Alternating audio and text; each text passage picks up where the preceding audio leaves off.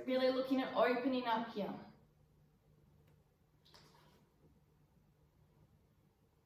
The arms are there for stability. You could use blocks and be up here. This is your practice.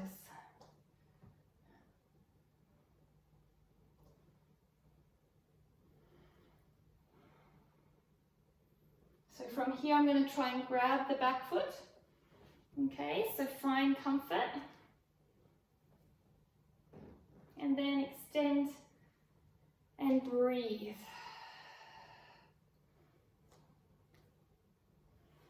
Bringing the front leg into a pigeon. You can see the mat has lots of grip. It's sliding with me. If you need to, you can let go. Remember, I couldn't do this at the beginning. Okay? This is not bad for your knees unless your knees don't like it or you don't practice it. This has taken 8 years of practice to get here. I wouldn't do it if it wasn't comfortable and it didn't feel right in my body. Coming into a higher version of pigeon.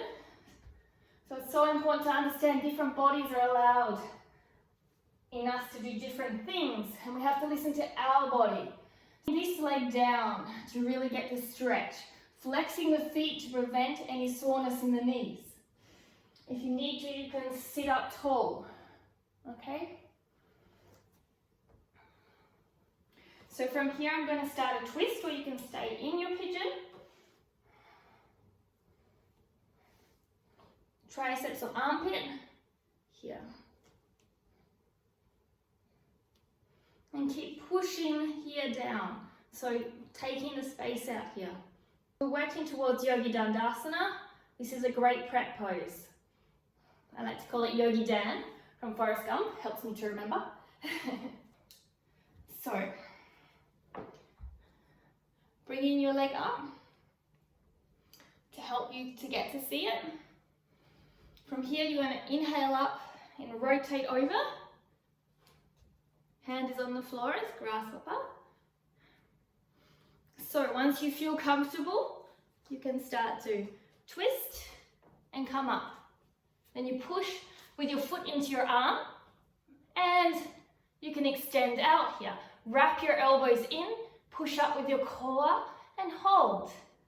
Okay? Slowly bring your leg out. I remember the first time doing this, it was impossible. And I still remember when I did it in 2014 or 15, one time, and then I couldn't do it for a year after that.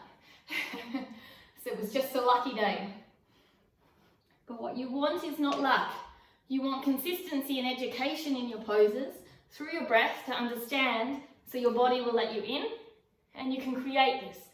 So extending out, so some transition work, bringing in, extending through, bringing back, lifting up, extending back. And these are all things that you can work towards. And I couldn't do that. I could only do the grasshopper one time for a whole year.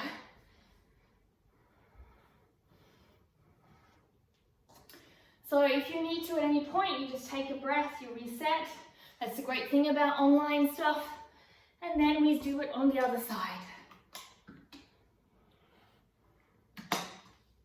But always connect to your breath for the communication. I could never lift up in an arm balance, so that's why I'm doing core work here.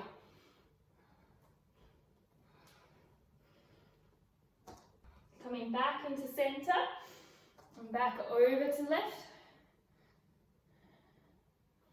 And then lower down. So really core contracted here.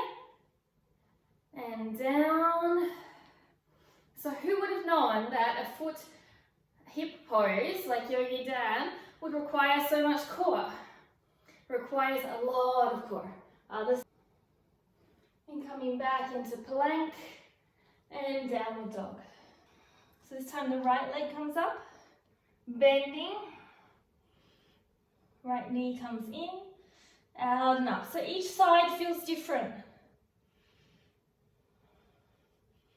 There's always one side that's more flexible or more strong.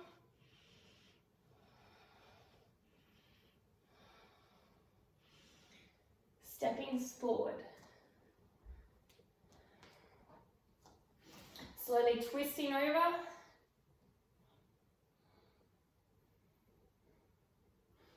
So this is when we can work on the bind again, so you can see it. So firstly, you could try here. Then you could try in this position. And then if you're still feeling possible, you can start to push with your abdomen and twist through your belly button and start to interlink your hands. Maybe you don't bind, or then you bind.